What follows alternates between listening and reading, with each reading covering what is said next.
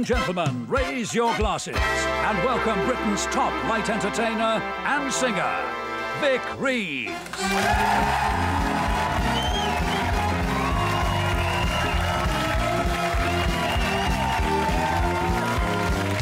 Oh, when the moon is in the southern sky and Jupiter aligns with Mars, peace, I will rule the planets, and love will steer the stars. This is the dawning of the age of Aquarius, the age of Aquarius.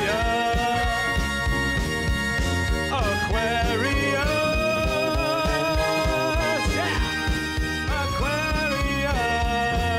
Whoa!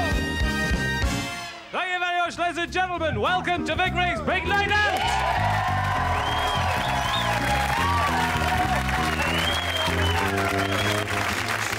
And thank you, Alan. Just shut up! And thank you, Alan Jones, for bringing me on. No problem at all. Hey, Alan, it's brilliant to see you. Much work since your voice broke, then? Well, not really. I've been selling these burnt shower caps on the estate, you know. Good idea. Not going too well, really. And I've got these eyebrow wigs. You know. Hey, they're not going so they're badly. Smart, those, aren't they? Oh, not too bad. Brilliant. But you haven't got any work out, have you? A bit of work for you? Wouldn't mind, like. Well, I might have something for you. Have you got a pen and paper? I've got some backstage, yeah. Oh, why don't you go and write a book, then? Thank you very much, Alan. Clear off. Go on. Oh, no, I'll sort him out later on. I've just spent the last 6 months smoking pigeons out of pillar boxes with a Barbara Seville. And it was only in the last week that I realise that we both had webbed feet. It's uncanny, isn't it? It's unbelievable. It makes you think. Still, I'm pleased to see that the Red Arrows are still flying in formation. Makes my job a lot easier. Later on, we'll be meeting a Portuguese fisherman who's going to pull all his hair out and grill it with a delicious cheese topping. And a woman who grows some moss on stage, and then she'll ramble on it and do a bit of grazing. That's all for later on, but look at the size of that sausage. And now, ladies and gentlemen, let's meet my assistant for the evening. A big round of applause for Les.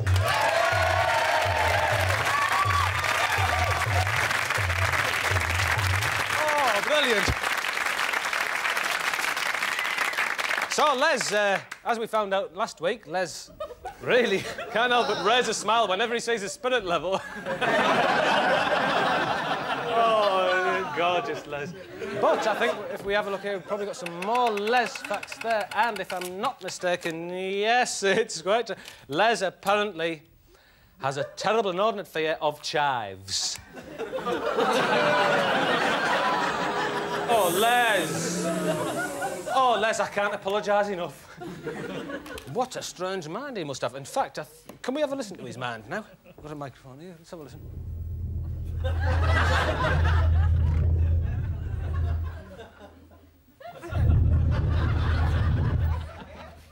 It baffles me. All right, Les, well, go and get things sorted out backstage, ready for us for later on, will you? It's now time to meet my first guest of the evening. Let's all stand, raise our glasses, comb our hair, willy-nilly, and meet the man with the stick.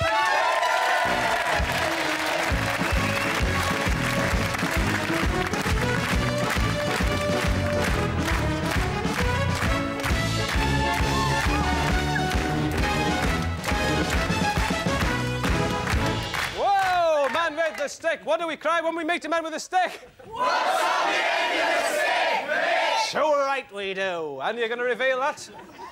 Not yet. I'm just admiring your marvellous eyebrow wigs. Put your stick down. We'll find out what's on it later on. Come and join me over here, man with a stick. Go on, why don't you stand over here and join me? Let's have a look at that. Yes, what we've got here. El Diablo at the chiropodist's having some lodged pasta removed from his hoof. El Diablo, or the devil. A shepherd's eyeball blocking up the exhaust of the mayor's helicopter, and 1840 to 1903. Brilliant. On the back, what have we got here? Bob Dylan running water through a filter cup to catch dust for his little rabbit. Thank you, and that's the sort of stuff you've been looking at this week. So, what else have you been up to? I've been killing blackbirds this week, Vic. Blimey, how'd you kill them?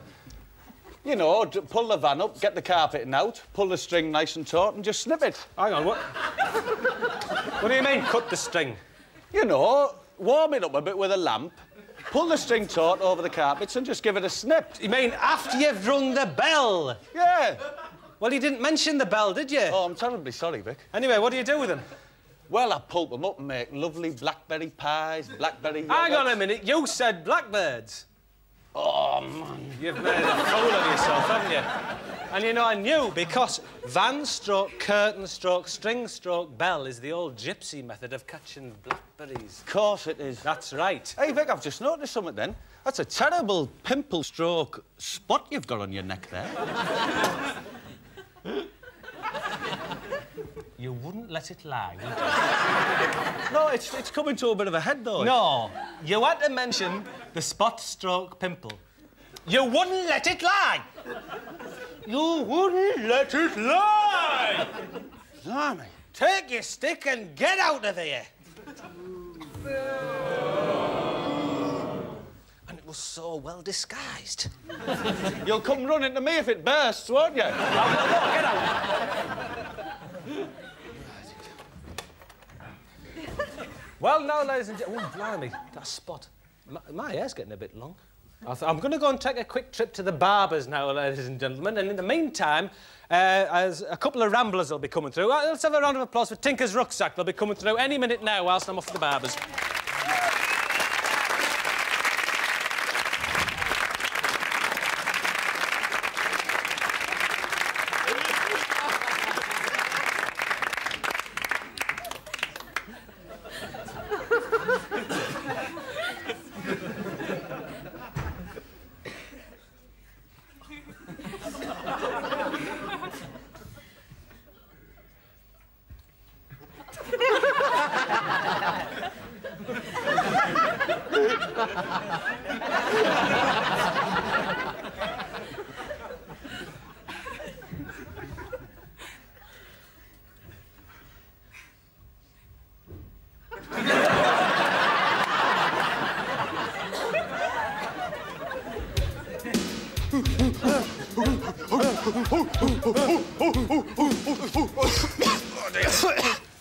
Hello, ladies and gentlemen. We are Tinker's Rucksack. That's We're a right. rambling group. That's right, and as you heard there, it's not all walking. No, whilst we're walking through the Arkandale areas, we enjoy doing a little bit of human beatbox, don't we? Well, you do, No, it's not all walking. It's not all walking, of course it's not. Let's tell them about some of the things we do get up to Oh, apart from walking. we enjoy playing Let's try that so little many game, games. Yes. You know that game you're so good at, creatures, we call it, don't we? Oh, it's lovely. I enjoy it. Come on, then, guess this one. That's a lizard, isn't it, Alan? That's quite right, Very Andy. good. Okay. Try this one. All right, what's this? Oh, I expect that's a pigeon or a blackbird, Alan. No, it's me stroking two beautiful little ponies there. Oh, Alan. You see, Alan tricks me up there as well. You see, it's not all walking. Not all Of course it's not. And we play many other games. You remember Oh, we do. I Spy. Tell them about that one, Oh, Alan. we had a funny incident the other day once we were playing the I Spy game. And Oh, didn't we, Justin? I said I spy with my little eye something beginning with BB. And I immediately, jumping straight in, I said, oh, it'll be that bed and breakfast hostel over there in Ascarton. In our Scarton's house there. Yes. Well, in fact, it was BB King, the blues guitarist, who was in the walking party just ahead of us. He was in the party just ahead of us, wasn't he, Alan? Oh, but it's not all walking. No, it isn't it. Oh, do you know, why did you tell them that funny story about the dry stone wall? Go on, tell it. No, tell it, go on, it's very funny. Well, what's happened was we were both out rambling on our scarf and garth, and then I clambered over a dry stone wall, and I was a little startled, wasn't I, Alan? You were startled. I was a little startled by a pair of mating swans just over the other side, and unfortunately I caught my sweetbreads between two of the stones, stretching them slightly. That's right, Alan. It was so funny, and of course it's not all stretched sweetbreads. No, and probably I think one way we can sum up what Tinker's Rucksack's all about is a little song that I wrote with Alan's wife in the extension that we built. And why don't you just kick off, Alan? All right, then. I remember the summer of '75. I was your husband and you were my wife. We lived in a tent made of parsley and sage, and we looked at each other and smiled. I played the drums whilst you played the flute. Crash, bang, wallop, and root-a-toot-toot. You laid an egg of an enormous size in the summer of '75. Oh, reflections of you in the waterfall and cascading through my bloody mind. Oh, reflections of you, still waters run deep in the summer of '75. We slept in an orchard on a tapestry rug and drink fine mead from an old Saxon jug. We gazed in wonder as Frampton came alive in the summer of '75. Ooh. Thank you, ladies and gentlemen.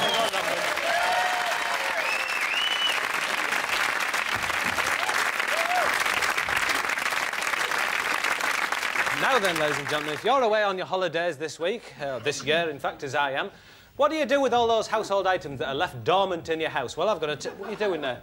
I'm sorting this lemon up. Hey, good idea. Thanks. Good idea for the things that are lying about in your house. Why not, as I've done, take the old washing up bowl, fill it full of some of that Tilda rice and put a little cat in it, stick a load of felt pens out the top of it there. I'm going to put a bit more rice in there. There we are, lovely, and... I'm going to take it off now, all right? All right, OK, thanks. And I've signed... Mine's been signed by Lord Hailsham. Pop it outside the front of your house and you've got an ideal burglar deterrent for the week ahead. Well, you're probably wondering, why is Les there with a gun?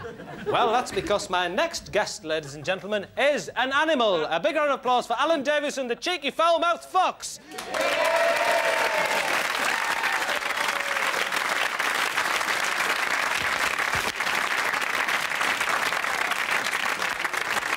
Isn't he terrific?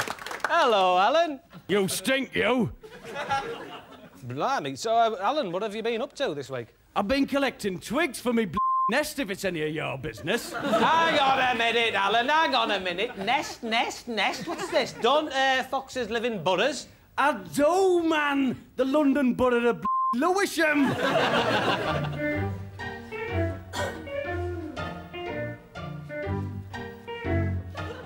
He is an odorous and lecherous, a filthy and a treacherous, ignorant and slanderous, coniferous and scandalous, cheeky little fox with an odour that is similar to yeast. And yet I love him dearly, and I hope that he'll stay with me. I love him so dearly, and I caress him tenderly. Shall we dance? Gobblers.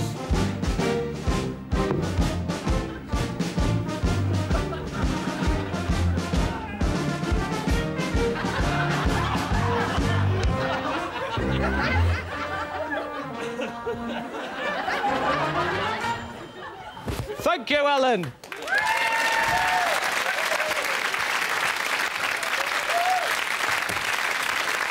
Hey, Les. It's all right, it's only his leg. It's not dangerous. Off you go, Les. Take the gun off. Feed the birds, tuppence a bag. Anyway, ladies and gentlemen, you know, I reckon that I say, make the punishment fit the crime. Oh, blimey, Les. Can someone go and say to him? I say, make the punishment fit the crime. If you've stolen a car, you must be made to get into the car, stay there for 15 years, and then when your 15 years is up, honk the horn and a copper will come and let you out. It's as simple as that. I don't see what the problem is. And talking of cars, I put so much petrol in my car the other day, I couldn't get in it. Anyway. Well, it's about time to take a look at some of those acts of tomorrow again, once again, ladies and gentlemen, as we take a trip to Novelty Island.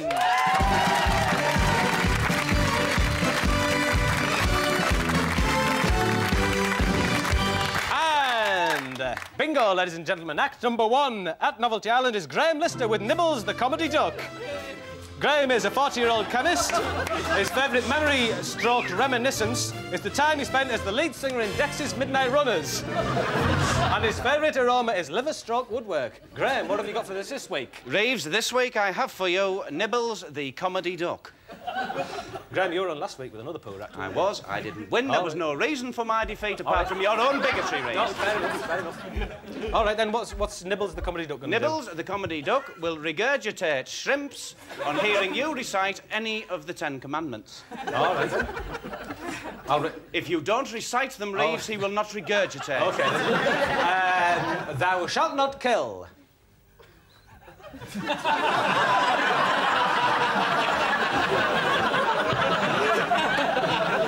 All right, thou shalt... Very poor. Thou shalt not covet thy neighbour's wife. It's covet, but... I said covet.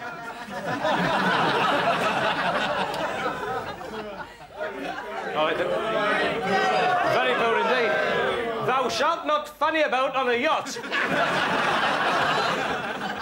Oh, Reeves, you had to do it, didn't you? It's typical me. I was heading for victory there, Reeves, and your victory came out again. You're such a hero, you probably don't know the 10 Commandments. It wouldn't surprise me at all. I do apologise.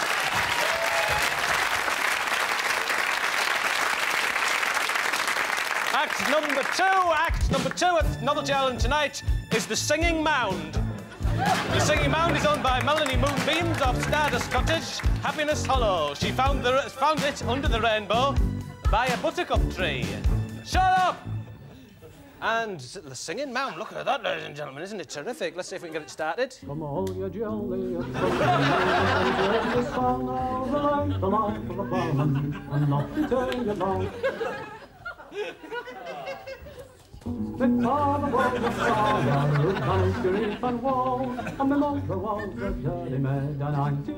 Thank you very much, The Singing Mound. Off it goes.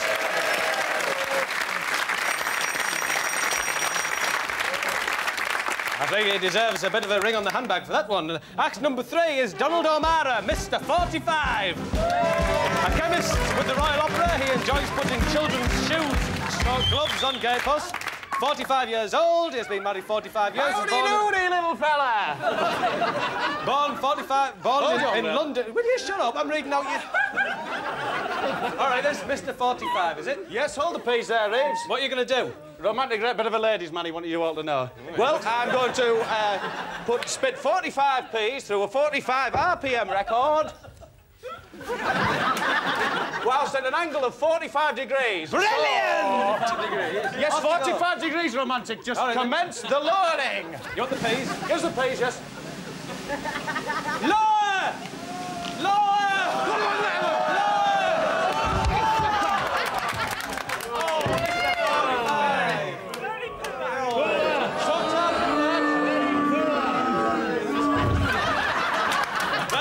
You should have tried about 30 degrees, that would have been... Very poor indeed. Act number 4, the final act at Novelty Island tonight is Maureen Newton, a woman with a 15-foot-long arm.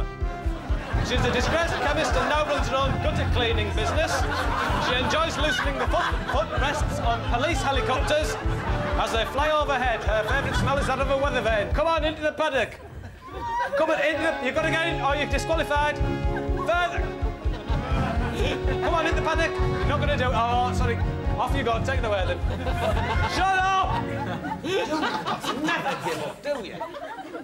15-foot-long arm. Sorry, didn't get into the paddock. Disqualification. So, there we are. Novelty Island tonight, ladies and gentlemen. And if we go over here, I think we've got a little seagull which has been sitting on the roof judging tonight's acts with the Mayor of Casterbridge and probably about to fly in right now. There we go. With tonight's winner attached to its leg there. And tonight's winner is, if I can just get it off and read it, very small piece of paper. Tonight's winner is The Singing Mound!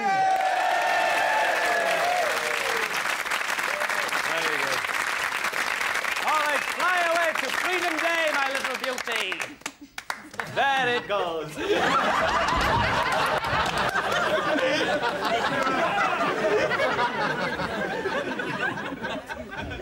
Well, that was some of the stars of yesteryear, but what about... I'm sorry, it's the stars of tomorrow. How about an act of today? Please raise your hands in the air, comb your eyes, and welcome Rick Astley!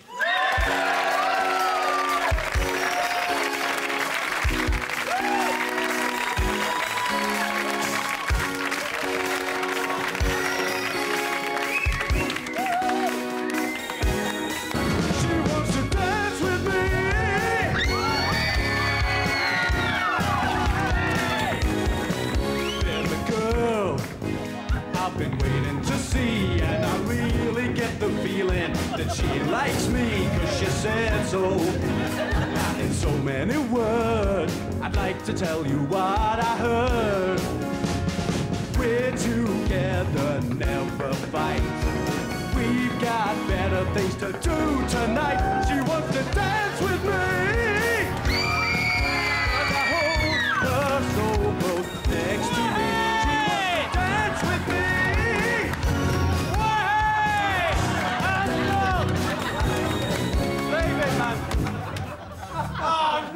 Where's he gone? Where's he gone? Hey!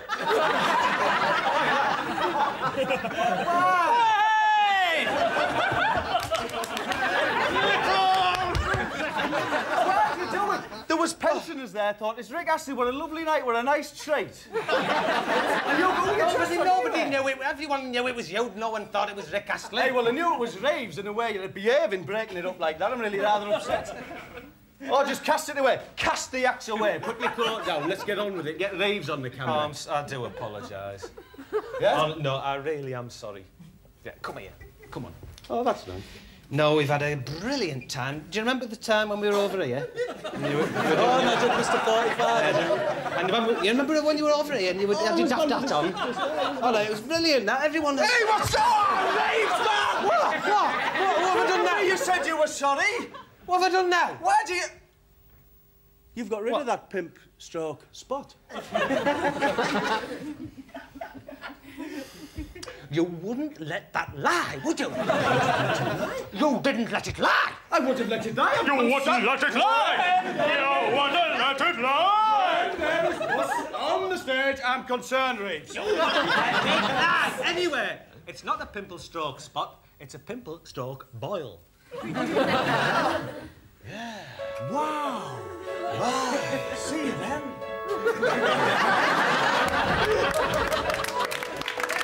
Oh, Mr. Songwriter, write me a song on your trumpet, make it a good song, so that everyone in the world can sing along. Yeah. Oh, Mr. Painter, do as a picture with your brush. Make it easy on the eye, so that the children of the